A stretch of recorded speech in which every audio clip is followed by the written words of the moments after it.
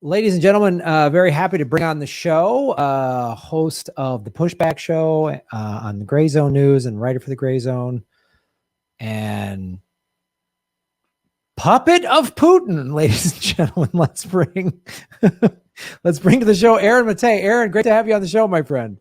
Hey, Graham. Thanks for having me. Well, I wanted to have you on the show. First of all, I wanted to get your celebrity camel toe takes since the fine journalism they've done over there at TYT. I don't want to spend too much time on that because they've been shooting themselves in the foot enough over there. And I think Glenn Greenwald did a excellent breakdown of what they're saying is not just some sort of like drama, but like really, really, really dangerous and divisive with regard to that. So,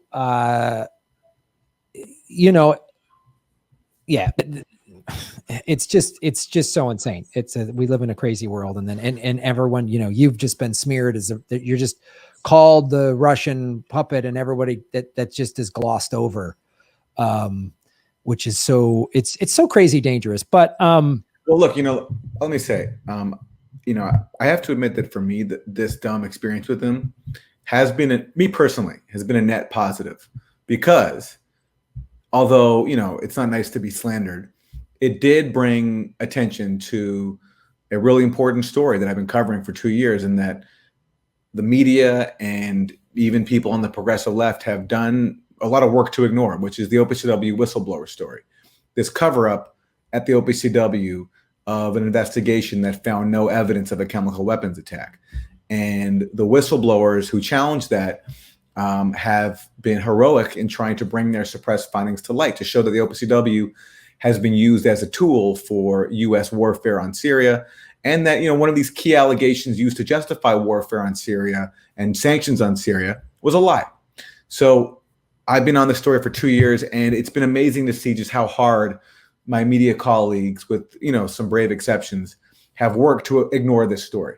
And what the Young Turks, aka the middle-aged McCarthyites, did by slandering me is bring attention to this story. So I'm actually grateful for that, because anything that can bring some attention on this story and on the brave whistleblowers is a good thing. And so I'm actually grateful for that, to be honest with you. But and also with me, when they said that about me, everyone can see what a joke that is. Like, these people look like, if you watch that clip of them attacking me, look at their tone, their behavior, they look like clowns, and no one takes them seriously, right? And what they're saying about me, no one takes seriously. I'm paid by Russia, blah, blah, blah, right? But then look what they did to Jimmy Dore. Jimmy, who's a good friend of mine, who's been one of my few allies throughout, the last 4 years of Russiagate mania, where every other, a major prominent outlet was going along with the Russiagate madness, and Jimmy Dore was debunking it. And Jimmy Dore was pushing back on all these allegations about Syria too, and basically, just actually being genuinely adversarial when it comes to reporting on the biggest stories of our time, as opposed to so many other even self-described adversarial journalists going along with the establishment line. So when Jimmy came to my defense, what happened to Jimmy? He was slandered with this bullshit Me Too allegation by Anna Kasparian and Cenk. And that is a lot more cynical than what they did to me, because with me, everyone can see what a joke that is. I'm paid by Russia. But when you're dealing with something that involves Me Too, it's a lot more sensitive. It's a lot harder to question that, because of, the cultural norm that's been established around Me Too and the sensitivity of an issue like that, So what they did to Jimmy was, I think, a lot more awful than what they did to me. And thankfully, again, because people don't take Cenk and Anna seriously, this thing did not catch on. They tried to Me Too Jimmy, but it failed miserably. And I'm thankful for that. But that doesn't take away from just how cynical it was, and how they deserve to be called out for it just as much as they deserve to be called out for what they did to me. Yeah, and it's those are two very valid points, because the sort of, and even like Kyle Klinsky, the drama makes it sound like they were having a disagreement over policy, and then they started name calling. That's what that term, and that's not, this is way bigger than that. Like you said, calling you. There's nothing to do with drama. Yeah. Anybody who called this drama as a way to dismiss it is being a coward. It means that they're not willing to take a position on what actually happened. They slandered me, and then they slandered Jimmy.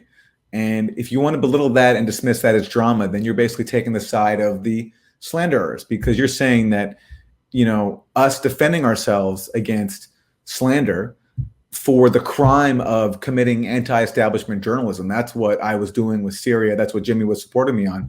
And same with Russiagate too. To then reduce all that to this petty dispute it's juvenile. And I was surprised to see people like Kyle go along with that, because it's not drama at all. And there's no nuance in terms of this whole thing with, Jimmy making a joke, nice new skirt 7 years ago, a joke that he apologized for. And then Kyle was initially trying to portray that as if there was like two sides to that. I mean, Jimmy apologized for that joke when it happened. So to try to claim now as if it's a possible case of sexual harassment, it's just a joke, and it actually totally cheapens, actual sexual harassment issues and actual Me Too issues.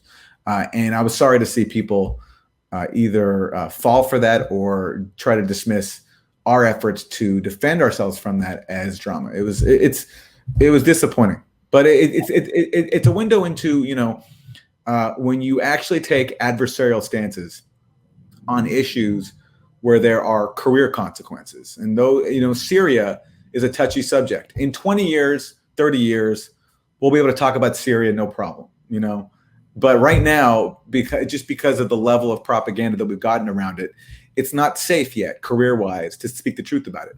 So those of us who are willing to speak the truth about it, we're going to be subjected to malicious personal attacks because, again, people can't actually challenge us on the actual facts. They don't want to talk about the facts. Just like people don't want to talk about this OPCW whistleblower story, because when you do that, you have to look at the facts of the story. And the facts here are just so overwhelming that, the inspectors who went to Syria for the OPCW found no evidence of a chemical attack, and B, that there was a cover-up of that finding. So people who can't engage on the facts have to engage in name calling. And, other people see that, and instead of standing up to it, they get intimidated. They fear maybe being called names themselves. There's like a certain flack effect. You don't want to be associated with people who are called names because that might hurt your brand. Maybe you'll lose, I don't know, subscribers or something, or you'll lose a job opportunity in the future. So it's easy to throw people like Jimmy Dore under the bus.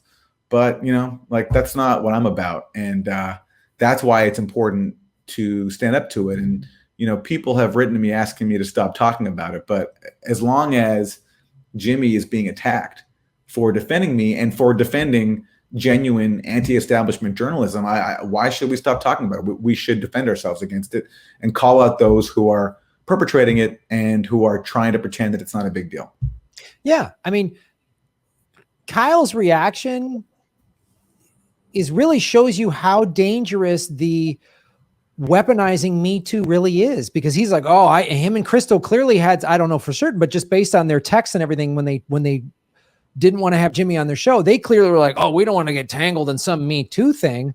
So that's how powerful and dangerous the Me Too thing. And Glenn Greenwald made this point in several other instances with other people and politicians of how dangerous it is, because then there's no investigation. There's no proof. There's just, you got me. You're Me Too'd. I mean, I saw this happen in the comedy world to, Chris Hardwick, who, look, Louis C.K. is a piece of shit, and he got called out, and rightfully so. And other comics got called out for being pieces of shit. And I know female comics, they get treated way worse, and that's awful. And in my world, the comedy world, they should be treated fairly. Nobody's grabbing my ass at a comedy show. That happens to female comics. Okay, great. But then an ex just wrote some letter about Chris Hardwick, and he potentially was going to get fired from TV shows and had to get, investigated. And everyone just online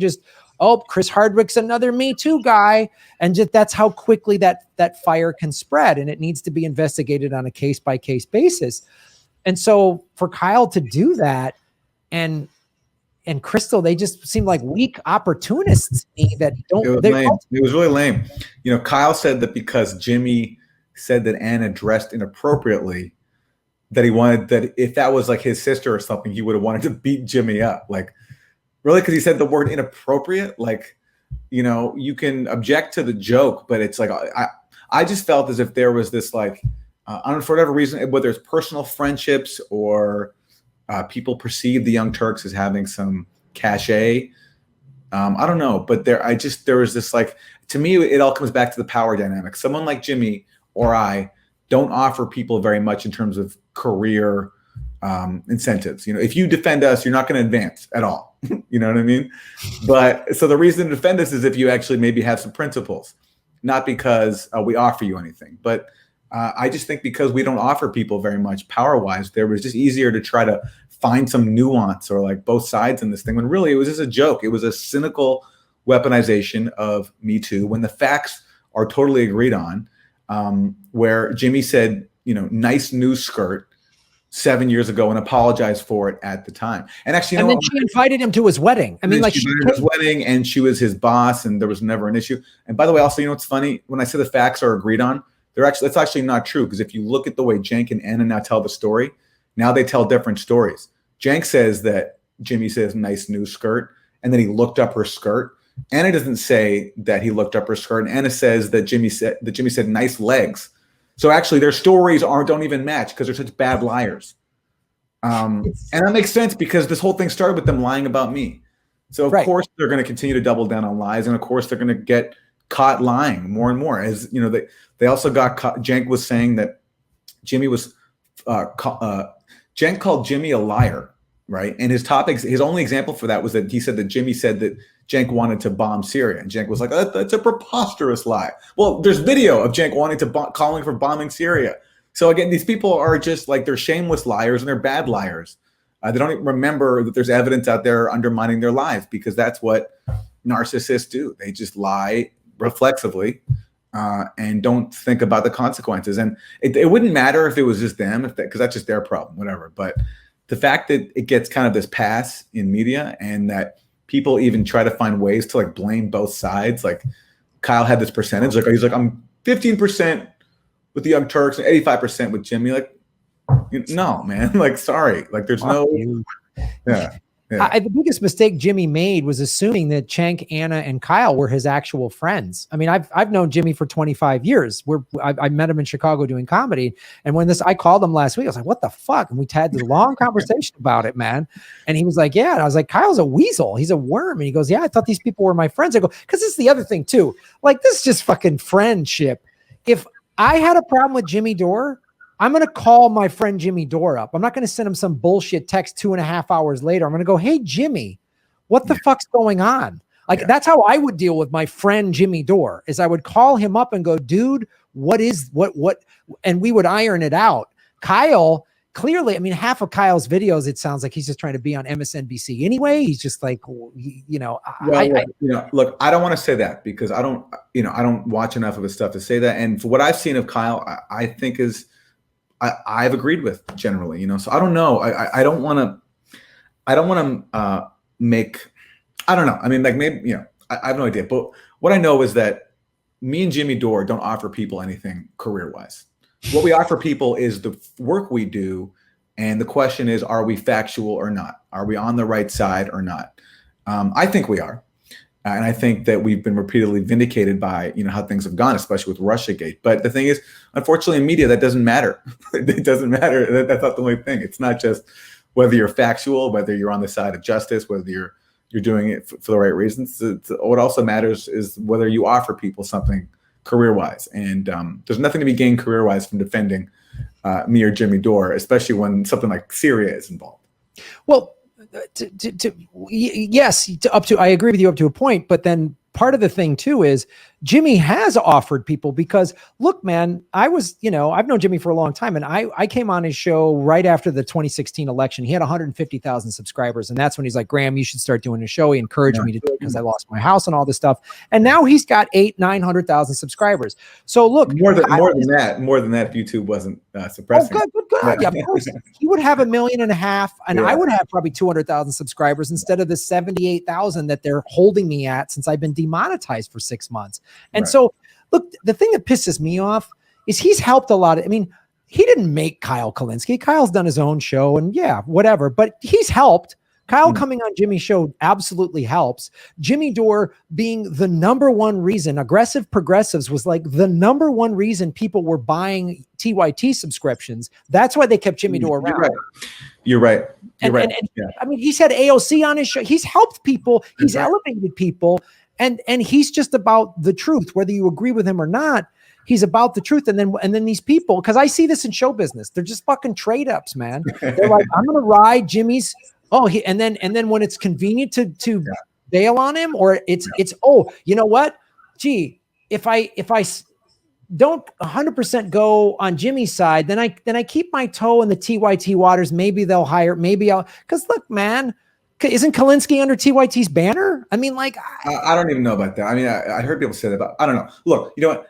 I didn't phrase my point properly. You're right. Jimmy does offer people a lot. You know, he's helped me out a lot too. You know, back during Russiagate, when it was considered like an act of heresy to question the dumbest conspiracy theory of all time, Jimmy put me on, and without him, I wouldn't have reached like an audience. I was at the Real News, and that was like a relatively small outlet, but Jimmy had a much bigger audience. And so with Jimmy and I doing segments together, every time there was a big Russiagate thing, we would debunk it together.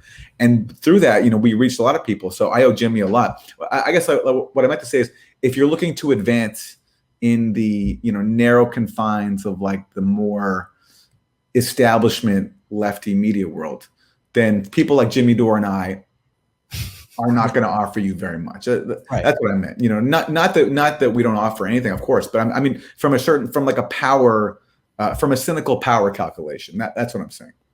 Yeah, absolutely. I hear what you're saying. This is the thing. Like, yeah, he had AOC on his show and nobody knew who she was. Yeah, like, sure. Yeah, he questioned the narrative around the Syria chemical attacks long before I came along.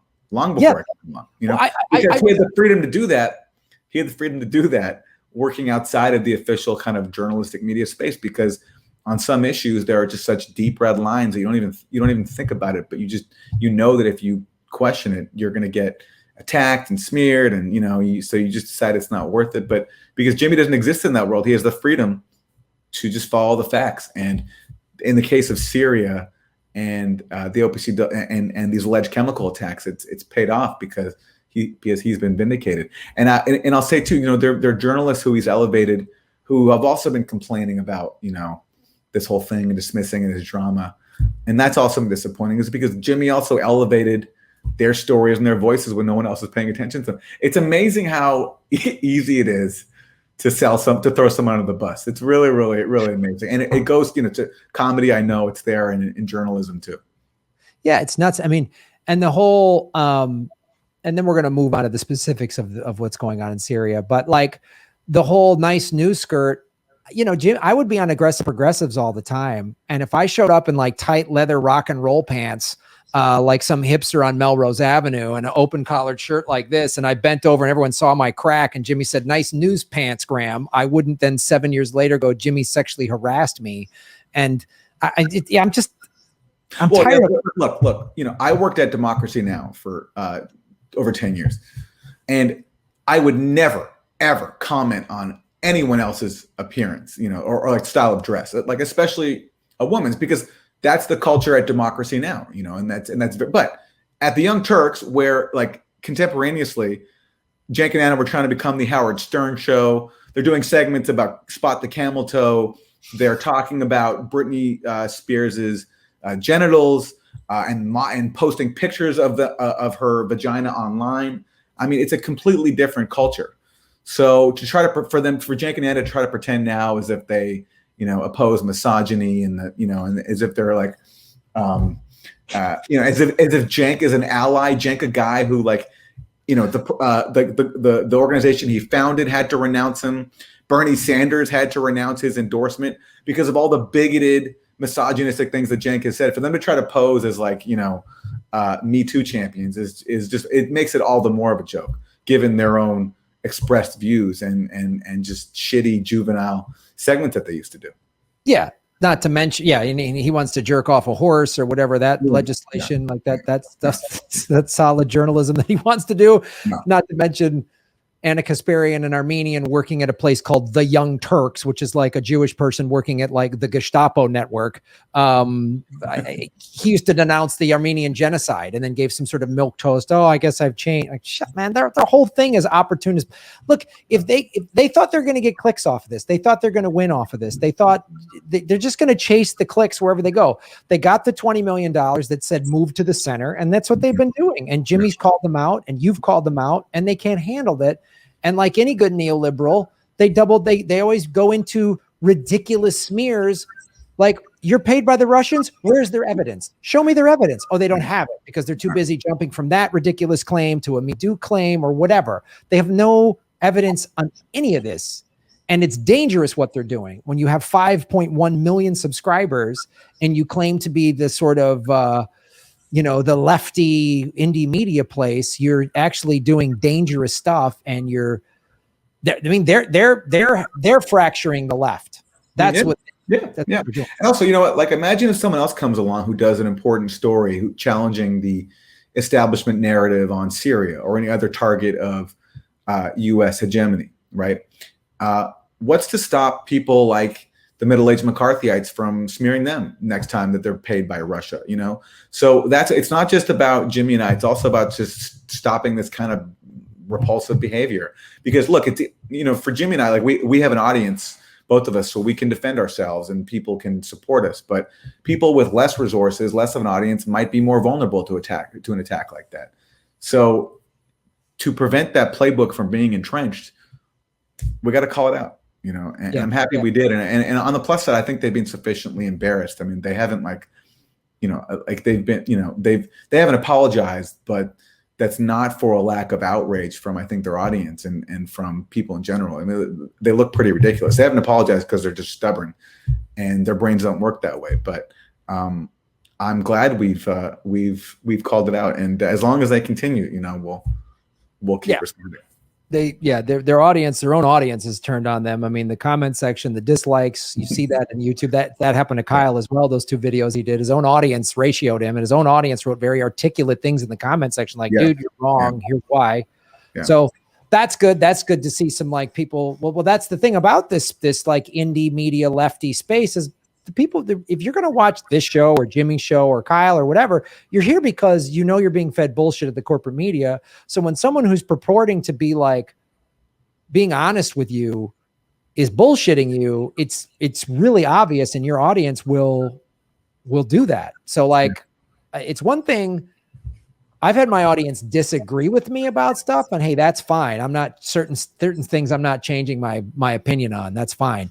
But if I get something wrong and then I try to bullshit my audience, I absolutely deserve to have them fucking dislike my videos. My name is Graham Elwood. You're watching The Political Vigilante. I'm here with award-winning journalist Aaron Maté, and I wanted to talk to you, Aaron, about the significance of the OPCW report and how whistleblowers have come out to say it was doctored. And I mean, the media climate that we're in right now, and Joe Biden just bombed Syria again, right? He's bombed them twice, I think, since January.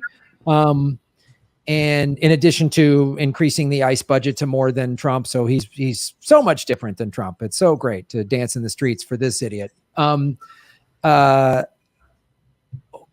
significance of the thing that and it shows you the crazy corporate media culture that we're in and the propaganda that's fed, because what you uncovered and those people that came up, the whistleblowers within the OPCW, I mean, that should have been like the Pentagon Papers 40, 50 years ago. But instead, only a handful of people talk about it over here. Jimmy, myself, my show is the 10th the size of Jimmy's. Like, we have these little followings. It's not changing the narrative. The corporate media isn't like, oh my God, the foundations have been struck. They just go, oh, well, PCW. And then, you're called the Russian agent or you're Assad apologist, whoever would, you're given those tags. I mean, Tulsi Gabbard tried to speak out about it. She was tagged with that. So where do you see it as it relates to what's happening in Syria today? And now we have the Biden administration, which has the rainbow flag wrapped warmongering fascism that isn't as mean looking as Trump's. Yeah, well, look, it's so much bigger than this one organization, the OPCW. It really is a microcosm of the U.S. policy towards Syria for more than a decade. And that policy has been a dirty war. If you were to poll most Americans, if you heard of Timber Sycamore, which was the name of the covert CIA program that the U.S. Waged in Syria, did you know that the U.S. spent more than $1 billion a year on Timber Sycamore, arming and training sectarian death squads in Syria? Basically, there was this myth we were given of the moderate rebels. There were no moderate rebels.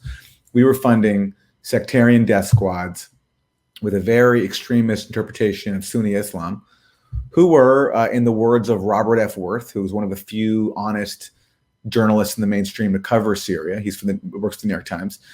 These death squads were bent on what Worth calls, quote, sectarian mass murder. Okay, that's who we were supporting in Syria. And as a part of the propaganda war, because to wage a dirty war, you need propaganda. So the U.S. public got bombarded with propaganda about how we had to go into Syria to support the moderate rebels to stop this genocidal dictator from waging war on his own people. What in reality was happening was the Syrian government was defending itself against a dirty war that we were deeply involved in. And there were some protests at the beginning in Syria calling for reforms under an authoritarian government and calling out corruption under a entrenched kleptocracy that is the Syrian government.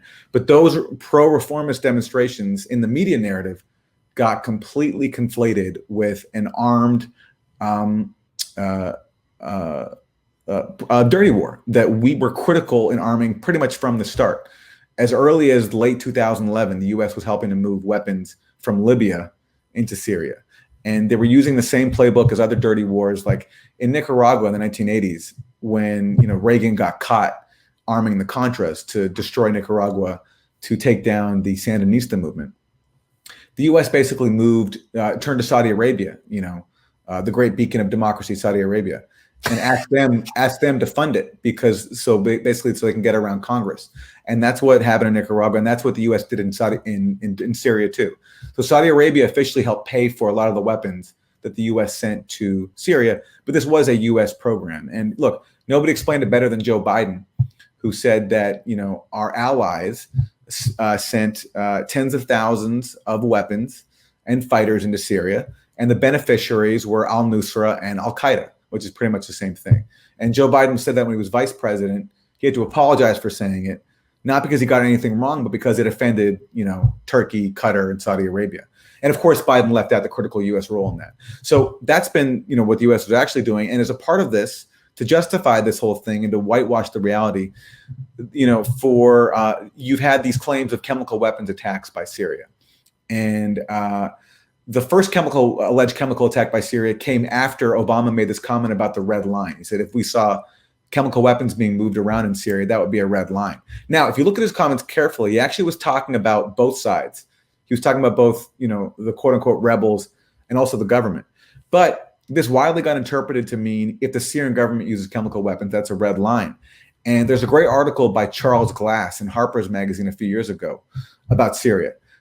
In that article, a former U.S. ambassador to a Middle Eastern country says to Charles Glass, the red line was basically an invitation to a false flag.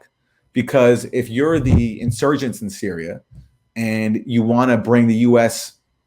even more into the country than it already is, because right now the U.S. is just supplying weapons and training and money. But let's say you want to bring in the U.S. as an air force to basically be the air force for al-Qaeda. You're gonna trigger something that crosses the red line and basically frame the Syrian government to get Obama on your side to come in and bomb militarily. So that's when the first of these alleged chemical attacks happened back in 2013. We all remember what happened. Syria was accused of committing this chemical attack. Obama was going to bomb. Remember, there was all that pressure on him to bomb. His own cabinet was telling him to bomb, but then he pulled back. And the official reason that we got was that because that Russia brokered this deal to basically bring Syria into the Chemical Weapons Convention, and Syria was going to give up all of its chemical weapons, and that was a part of it. But another big part of it, which we didn't find out till later, until Seymour Hersh, the legendary journalist, reported it in the London Review of Books, The other reason was because Obama's own intelligence people privately told him that the intelligence was not there, that Syria actually did this, and all the intelligence pointed to this being done, as would be completely predictable, by the insurgents, who had obtained sarin gas, who had been working with Turkey to develop it. According to Seymour Hersh, there was a test done by Porton Down, which is the British military lab, and the sarin in the Syrian government arsenal did not match the sarin that was found in Ghouta. And so basically that's why Obama really didn't bomb it, because the intelligence simply wasn't there. James Clapper told him the intelligence is not a slam dunk. And that was a deliberate reference to the infamous claim of George Tenet before the Iraq War. So basically, Obama was saying, I don't want to do the Iraq War again. So anyway, but these allegations have persisted, and basically they make no sense. Like, why would Assad do the one thing that he knows will invite U.S. military intervention?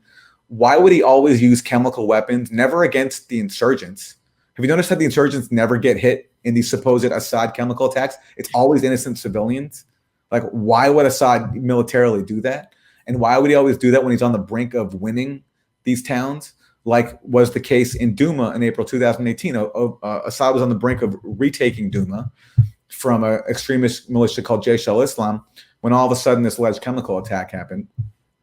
And so when the U.S. now tries to justify sanctions on Syria and its ongoing military occupation of Syria, it cites things like these chemical weapons attack allegations. So even though Obama didn't intervene directly militarily, these chemical weapons attacks allegations have still been useful to sustain the policies that have kept the war in Syria going and that are keeping Syria impoverished now, such as sanctions and a U.S. military occupation in 1/3 of Syria, controlling its oil and its wheat. So that's the geopolitical importance of these chemical weapons allegations. And so that's why when OPCW whistleblowers come out and say that we found no evidence of a chemical attack and our evidence was censored, that's why it's so important geostrategically for our propaganda system to cover this up, because it sort of strikes at the heart of the propaganda that is used to wage this dirty war on Syria.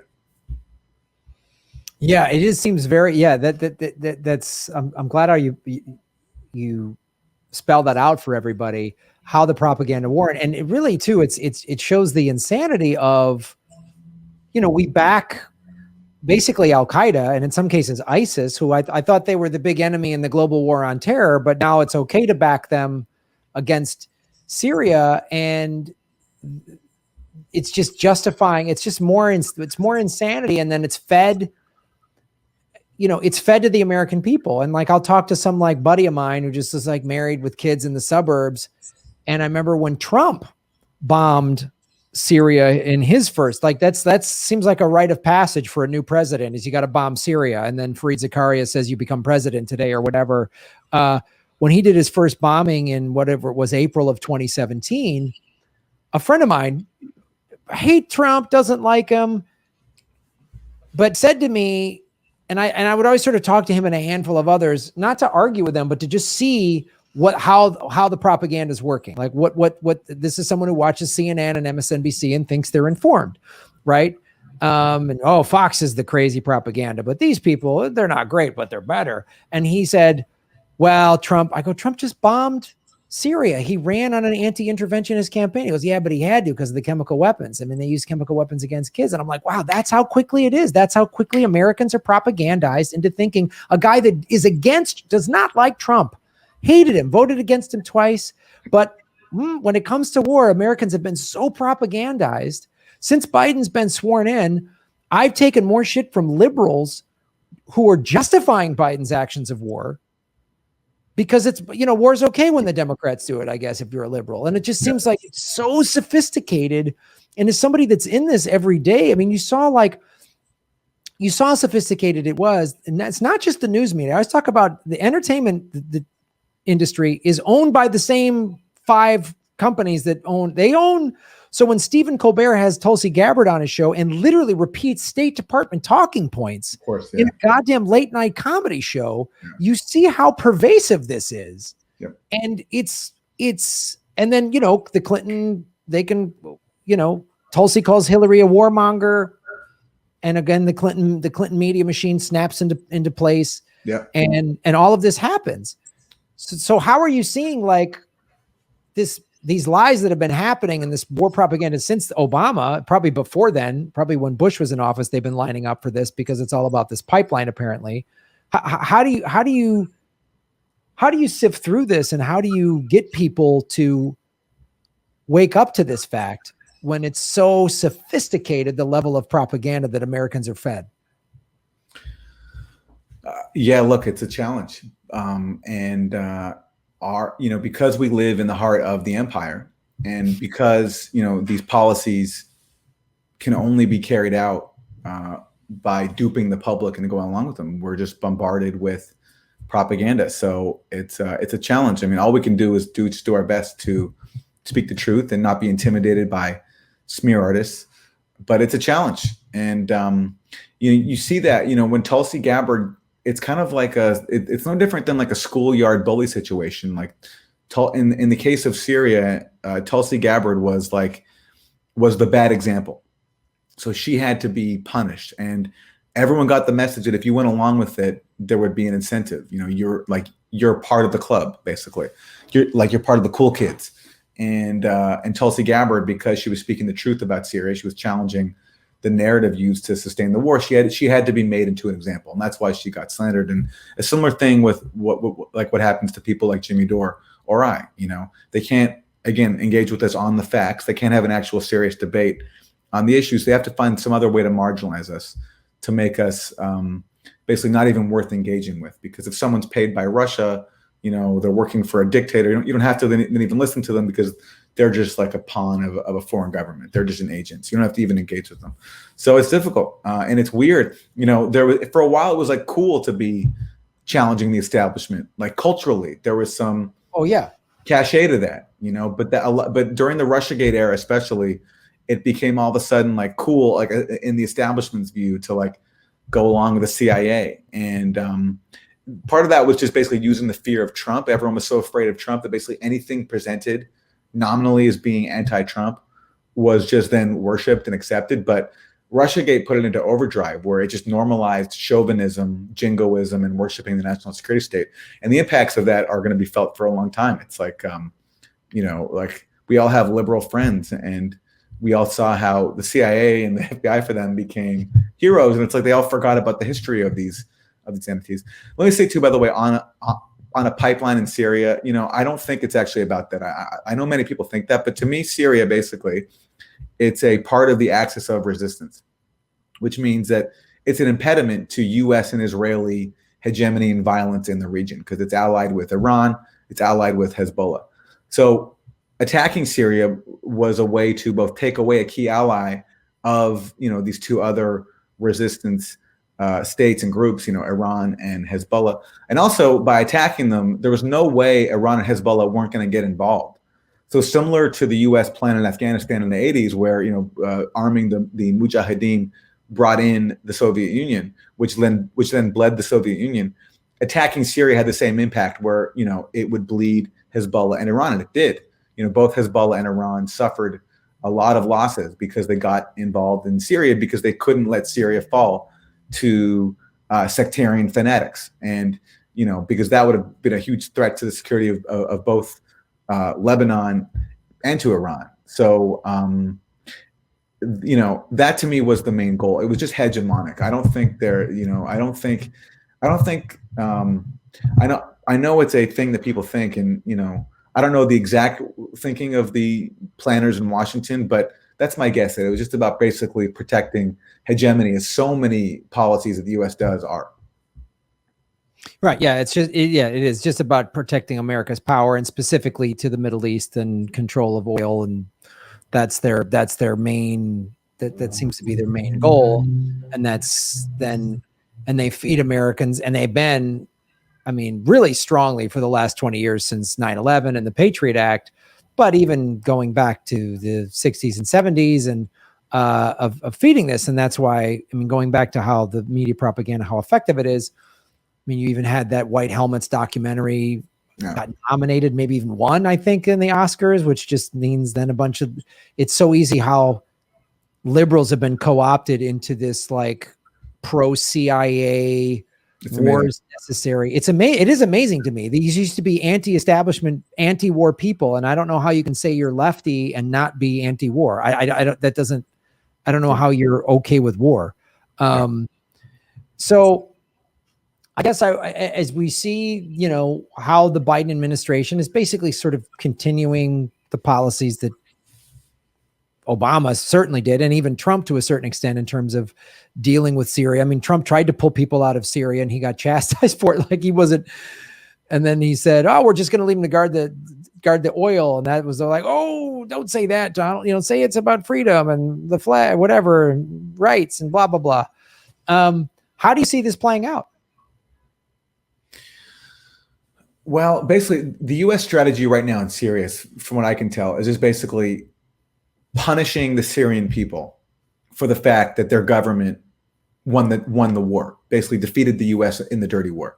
There's no rationale at all for keeping U.S. troops inside Syria, stealing its oil, stealing its wheat, and imposing these murderous sanctions that prevent Syrians from rebuilding their war-torn country, prevent them from importing medicine, prevent them from importing medical parts, food, making it so that fuel right now is 10 times the normal price. People can't afford to drive now. There's no rationale or reason for that beyond just making Syrians suffer, because the U.S. lost, and so it can do whatever it wants. And so when the U.S. can't overthrow a government by force, their next strategy is to make the population suffer into submission, so that maybe there'll be enough misery that people will then turn on their government, like they've been trying in Cuba for more than 60 years. And that's just because, that's why, like the State Department should be called the sadism department, because that's what it does. It imposes sadism on countries around the world who don't bend to U.S. dictates. So what will happen? It really depends on us. If you look at, the anti-war movement and the peace movement in the U.S., there was like that brief moment when we all went out for Iraq in 2003. But since then, it's been totally divided. And Syria played a big role in that. There was a huge split on the left over Syria, where a lot of people just basically took the CIA State Department line. And I don't hold my nose up at them totally, because I myself got duped by some of the propaganda for a time during the Syria war, a little bit. So it was, I get how it happens, but there's no organized movement right now calling for withdrawal of U.S. forces from Syria and calling for an end to these sanctions, which just serve no other purpose but just sadism, inflicting misery on people who have already been through so much. I was just there. I was in Syria about a month ago, only for a couple of days, but the stories I heard, everyone's got a story of losing someone to, someone getting killed, someone getting kidnapped, people having to live under the quote unquote moderate rebels who subjected people to torture, forcing them to dig tunnels, sexual assault, rape, parading people in cages. If you were from the wrong sect, people like Jaish al-Islam, the death squad that controlled Duma, they put Alawites in cages and paraded them around town, and so now people are trying to recover from that and rebuild their homes, because so much of the country is rubble. But they can't do anything because of the sanctions. So, what will happen there really depends on whether there can be an organized movement. But again, look what happened in so-called left media when a journalist went to Syria for a couple of days and tried to, just talk about what's going on and talked about the OPCW cover-up. I got attacked as being paid by Russia, So to the extent that reflects like a broader mentality inside the left, I don't know how many people feel that strongly about Syria, but to the extent that that's like a prevalent thing, it's going to be difficult to build solidarity. But I'm certainly, it's important to do, and I'm not, me and my colleagues aren't going to stop doing it. And I just hope everyone catches up, because we're, once people really learn the truth about Syria, once they really come to grips with it, it will be a source of endless shame, because it's terrible. It's so evil what was done to that country, which did nothing to us, just wanted to live in peace. And they were subjected to one of the most malicious, dirty wars in history. I mean, all the U.S., Turkey, Saudi Arabia, Qatar, with all their money, all their weapons, decimating this poor country for the price of being independent, of not being in their pocket. It's pretty sick. Yeah, it's amazing more Americans haven't woken up to Syria or Yemen. I mean, just this like trail of tears that America has caused.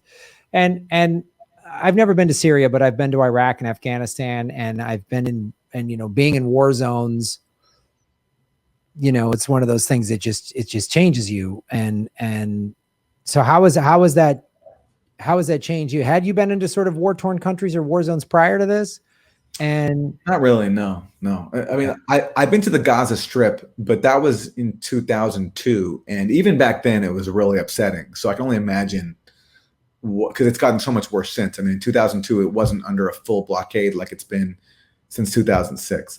But what it was like for me was, first of all, I just was filled with anger and shame for being from a part of the world that inflicted so much misery on this country, and how few people actually know about it, and just what a crime that is on so many levels. And I mean, like, I don't know if I should say this or not, but I did gain some perspective on my own problems and how relatively how just completely trivial they are in comparison to what people who did nothing to us had to go through for the crime of living in a country that our government wanted to overthrow. So, I certainly gained, it's just amazing how lucky we are not to have to worry about, sanctions and how we're going to feed our, how we're going to heat our home, or, and I'm not saying there aren't people in the U.S. who go through this kind of problem, but at the level that it goes through in Syria, it's not even comparable. I mean, it's like, people have to flee bombings, lose their homes, lose their families. It's their entire neighborhoods destroyed because of fighting.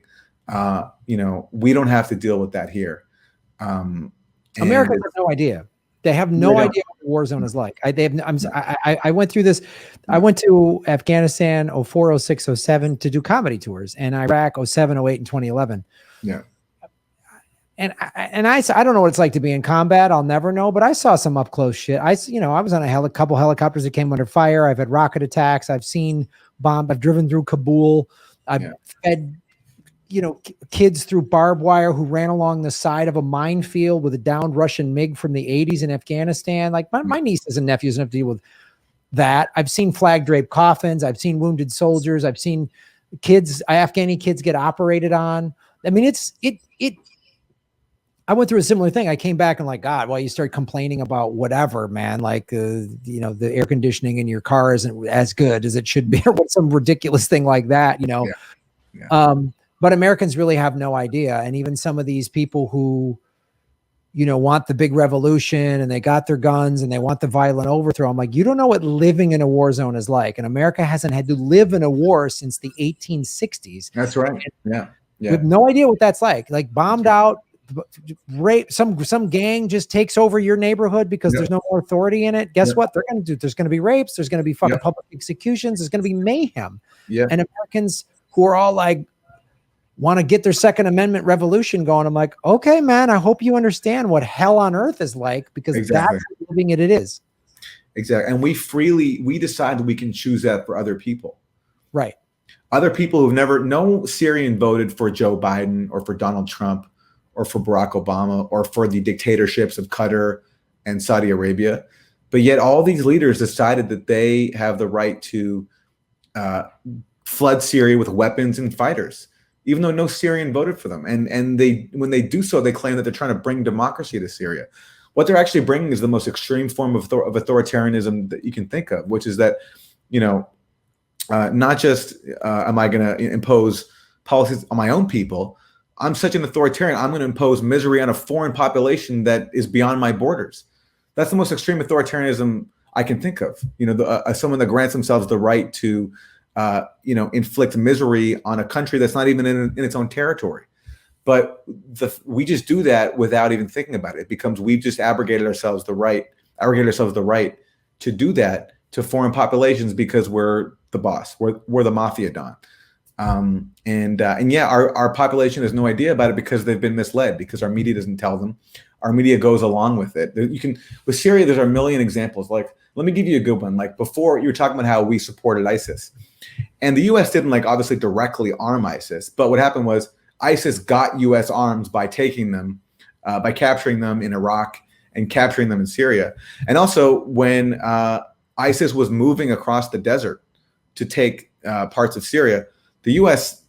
undoubtedly saw them moving. You know, the U.S. had every part of Syria under surveillance. U.S. saw them moving. U.S. did nothing. U.S. could have bombed them. They didn't.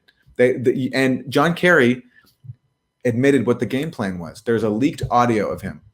And this leads to a really good example about how our media works. So there's a leaked audio of him meeting with some members of the Syrian opposition. And he says to them that we sat back and watched as ISIS was encroaching on Damascus. And we thought that Assad was threatened. So in other words, the U.S. saw ISIS moving on Damascus and with the possibility of overthrowing Assad and ISIS taking Damascus. And what Kerry said was, we sat back and watched because we thought it would put Assad in a weak position and force him to negotiate. So what Kerry's basically saying is that the U.S. was willing to leverage the advance of ISIS and threaten an ISIS takeover for the sake of regime change in Syria. So when people say, oh, there was no U.S. regime change effort in Syria, yeah, it's true. The U.S. didn't invade the country itself and try to overthrow Assad. No, what it did was it flooded the country with weapons and let ISIS advance in the hopes that there was enough pressure on the Syrian government and enough misery on the Syrian people that would force Assad to flee, okay? So when this tape came out, containing this bombshell revelation from Kerry. Oh, by the way, what he also said was, this is the best part. He says, and that's why Russia intervened. He says, Russia intervened, quote, because they didn't want a Daesh government, Daesh being ISIS, okay? So that's the reason why actually Russia intervened, according to John Kerry. Not because, Vladimir Putin wanted to bomb the Syrian people and colonize Syria. No, they didn't want an ISIS government because that's what the U.S. was basically threatening with its policy of letting ISIS advance, okay? So you have this tape, bombshell admission, U.S. was letting ISIS advance, using that as leverage to force regime change, and that's why Russia came in to stop that, okay? The New York Times got this tape first, and when they published a story on this leaked conversation, they omitted this part I just told you about. Didn't include it. They included all this other stuff, this, like relatively trivial stuff. Didn't include the fact that Kerry admitted that the U.S. was using ISIS as leverage for regime change, and that's why Russia came in. And that's how our media system works around Syria, especially. The propaganda is just off the charts. Yeah, they do that shit all the time. They just happen to conveniently leave out this or that fact or whatever. And America is always depicted as this, like, well, we guess we got to get involved in this. Like it's always like there's, I don't know. There's a great article recently in the Washington Post. It was around the time Syria held these elections. And there was some line like, the elections are a sign that 10 years of quiet diplomacy by the U.S. have failed.